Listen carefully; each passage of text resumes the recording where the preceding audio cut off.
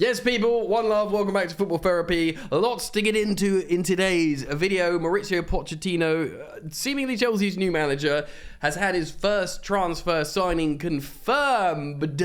Things move very quickly, of course, and there's a big piece on The Athletic, quite interesting, from Mark Carey and Liam Twomey on what players will be utilised for Mauricio Pochettino's Chelsea. Of course, it's not official at time of recording, 10:46 Monday morning, that we are expecting this to happen.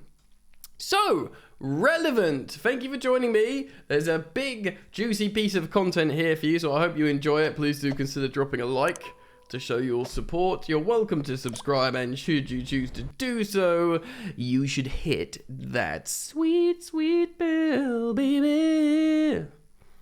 Alright, contextually, we're going to talk about Pochettino is going, well, for context, this video is going to be assuming Poch is going to come in as the full-time gaffer.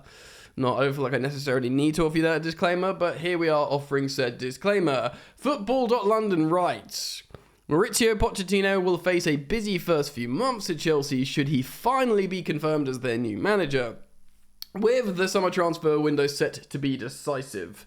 Of course, moves both into and out of the club are likely to take place, largely out of the club, and there'll be a big reshuffle under Bowley and clearly.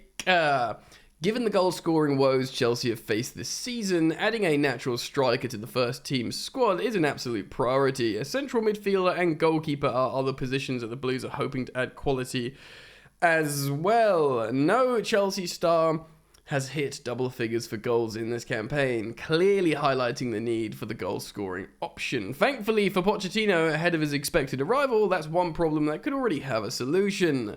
Of course, Christopher Nkunku. The deal was completed towards the latter stages of 2022, with the Blues paying a fee close to £50 million.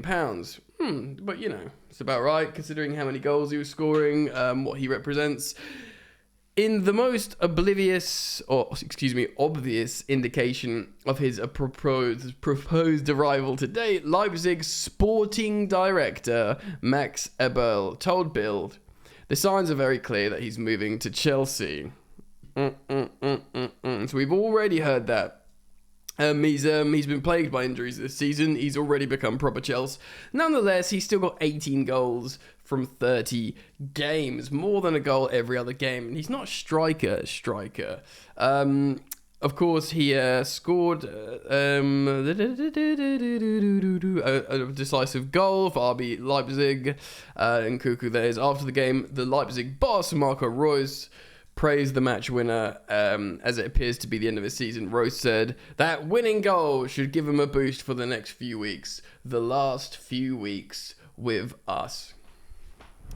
The Leipzig manager confirming that Christopher Nkunku is leaving Chelsea, and with the likes of Malo Gusto actually already a Chelsea player and is trained and rehabilitated at Cobham. He's already been to Cobham a few times despite being a Lyon player.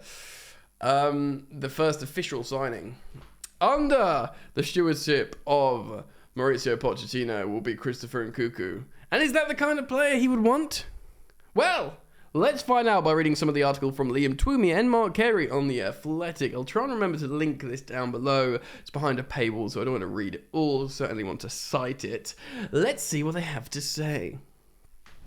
Chelsea are moving towards appointing Pochettino as their new head coach, which means there's going to be a lot of clean slates. Indeed, virtually every new coach arrives at a club with the same pledge: to jettison old squad hierarchies and pick their team purely on merit, ideally based on who impresses the most in training. Indeed, a gaffer comes in and says, right, don't worry about what happened before. This is a new time. I'm cool. I'm one of you guys. Maybe like turns a chair backwards, sits on it, turns the old baseball cap backwards, like, what's up, guys? You know, make sure everyone's pulling in the same direction.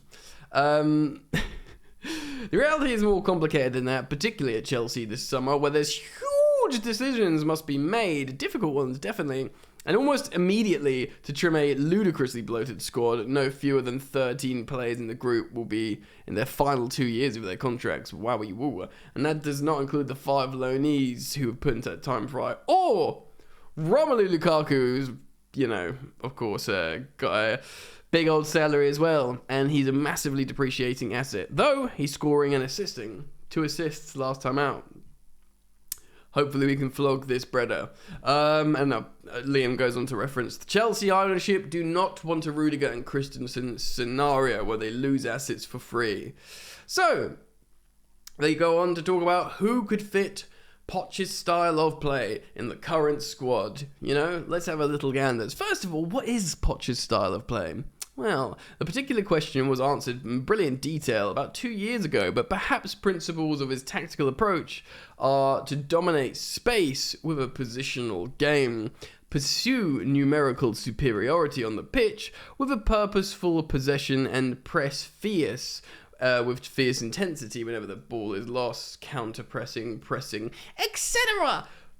When I hear their I read pursue numerical superiority, do you know where my brain goes? My brain goes, we got lost to Brighton recently, 2-1.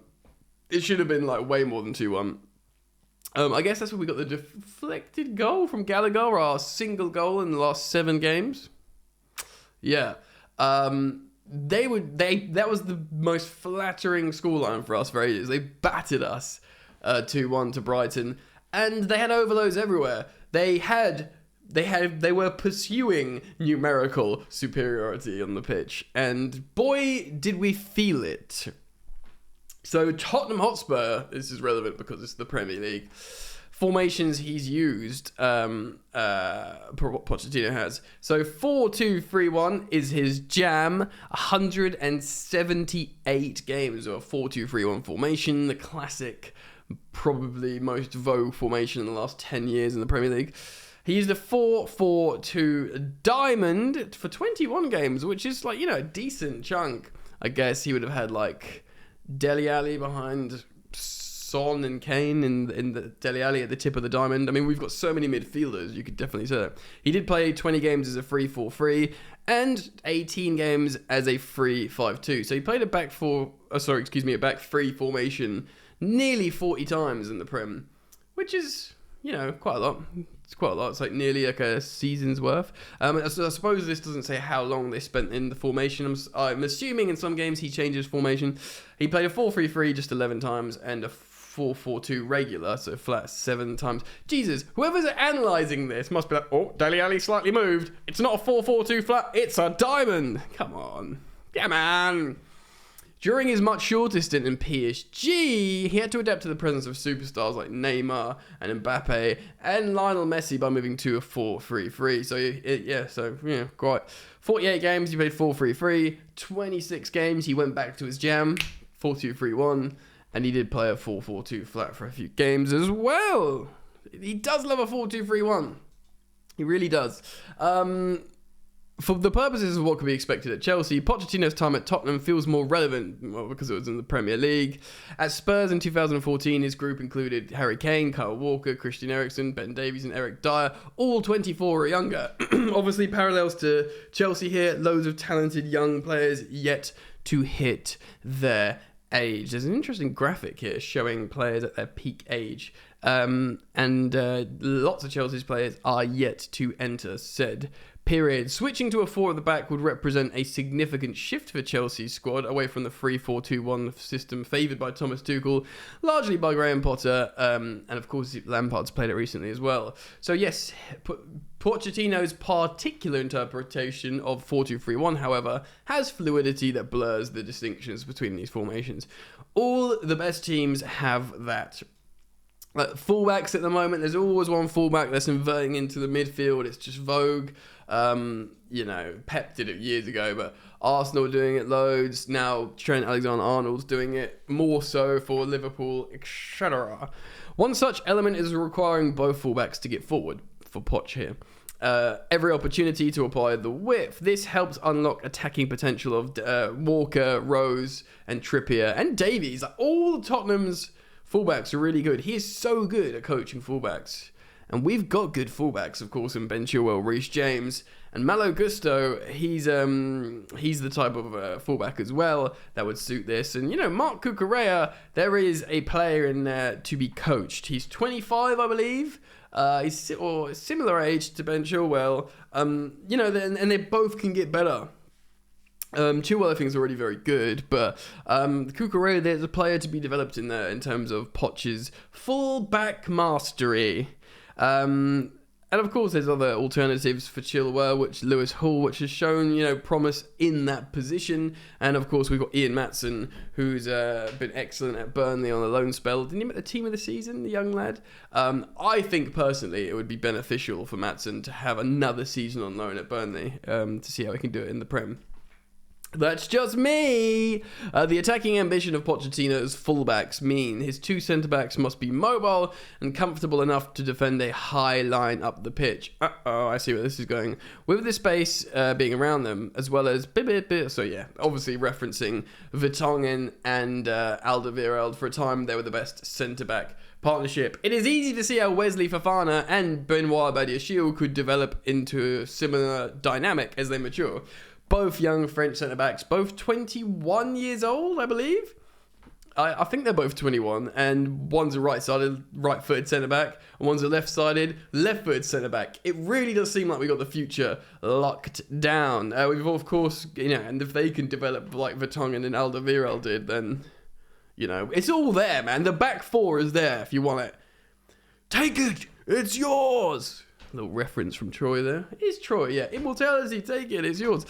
So they're both physically strong and posing defenders and sound decision makers with the ball at their feet. So, of course, we were Cobham graduates. Levi Colwill, you think surely he'd be the rotational option on the left with Benoit Badiashile. And Trevor Chalobah, of course, has been linked away. That free Cobham money, as Chelsea like so much. You know, Koulibaly could more be suited to this formation if he was allowed to stay and try and improve. Thiago Silva's personality and leadership should continue to be hugely valued, but Tuchel doubted the Brazilian's viability in a back four at this late stage of his career. It would not be shocking if Pochettino came to the same view, especially how he's even older now. Similarly, it's questionable as Cesar Azpilicueta. Yeah, with the back four, I think Azpi's cooked. Unless he just stays back and was really defensive. You know, if we play a back three, Thiago Silva will play. If we don't, then I don't think he will. I think Liam's right to write this. When building in possession, Pochettino likes his centre-backs to split, with one of his two deeper central midfielders dropping back in the middle of the defensive line. Victor Wanyama often played this. God, what a throwback with Southampton and Tottenham, while Dyer, a converted centre-back, was always really used to that position. Yeah, interesting indeed. Chelsea do not appear to have that exact same profile of player in our squad. So Enzo Fernandez is a talented progressor of the ball. He's a bit more of like the way I think of Enzo Fernandez at the moment is he's like a sort of double-R South American Cesc Fabregas. Do you know what I mean? Really good on the ball, cultured, likes to ping like long diagonals or play it tight, but he's got a bit of that grit. Now, I'm not saying he's better than Fabregas. Well, he has one. Well, they both won the World Cup. Or was it Euros? I can't remember. What did Cesc assist Iniesta for? Anyway, Cesc just won loads of stuff. And arguably the most valuable as the more advanced of Pochettino's two central midfielders. Well, two in the double pivot, so he will be more linking to the front four, Enzo Fernandez, and his defensive ability remains a little unpolished. He's still good though.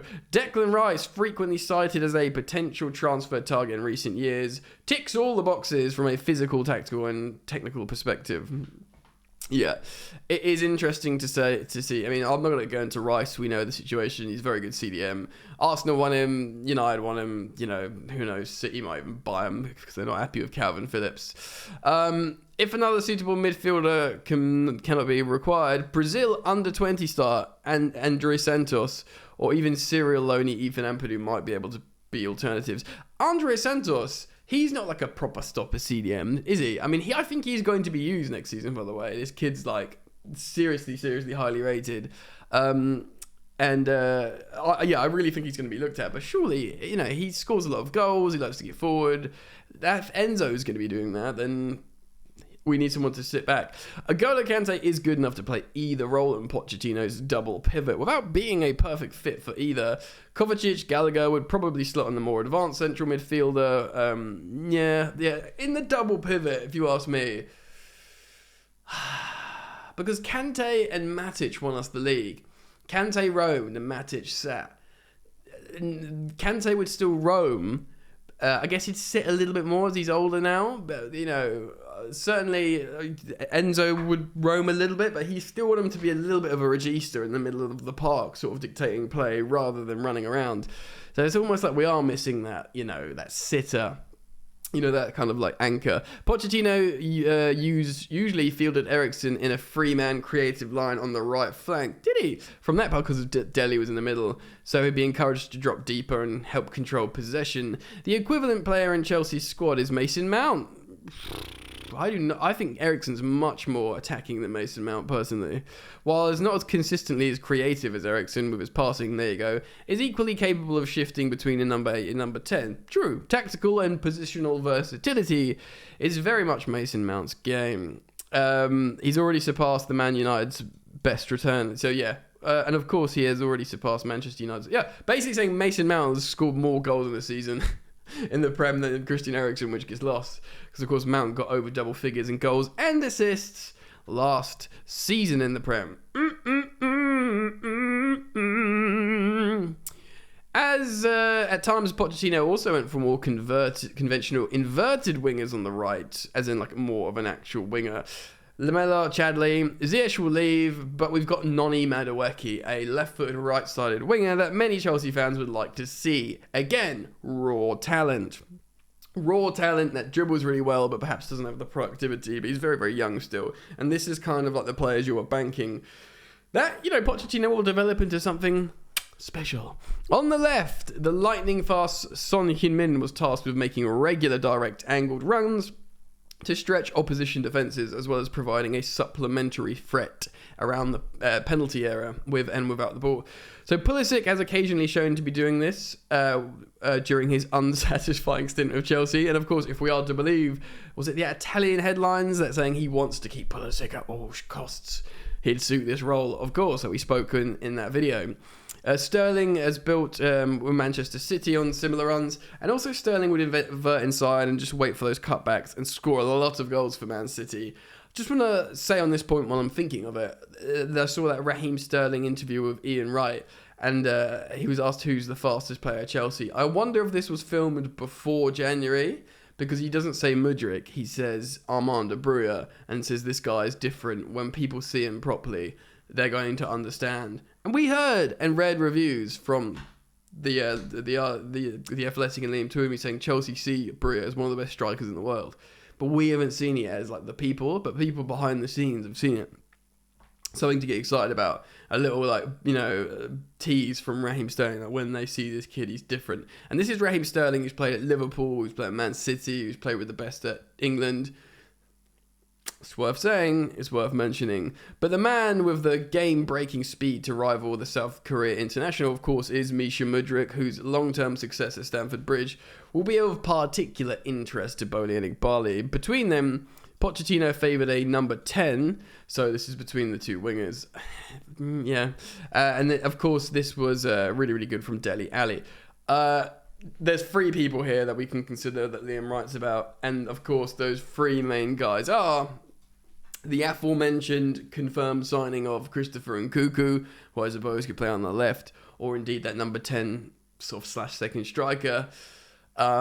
Another one is consistent Chelsea starter, sometimes good player, often frustrating individual, Kai Havertz, who indeed isn't a striker and might suit this role a lot better, especially if he gains chemistry with the players around him.